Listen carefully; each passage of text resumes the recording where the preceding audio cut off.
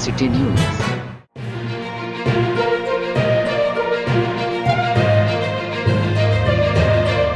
के इलेक्ट्रिक इंतजामिया की गफलत की वजह से हब की आवाम सख्त अजियत में मुब्तला है।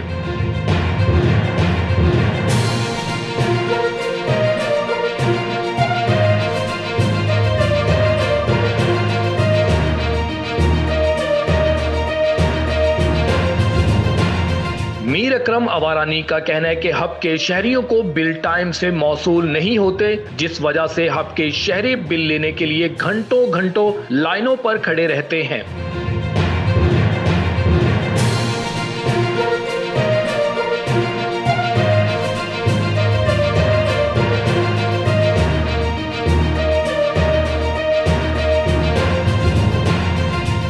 इनका कहना है कि इलेक्ट्रिक इंतजामिया की गफलत की वजह से बिल आवाम को घरों तक मौसूल नहीं होते। लेट बिल की अदायगी पर गरीब आवाम को मजबूरन ज्यादा टैक्स पे करना पड़ता है।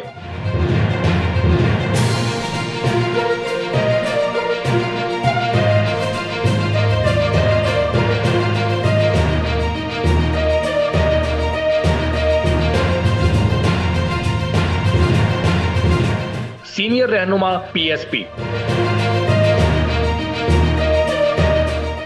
मजीद खबरों और अपडेट्स के लिए देखते रहें बीबीसी सिटी न्यूज कराची।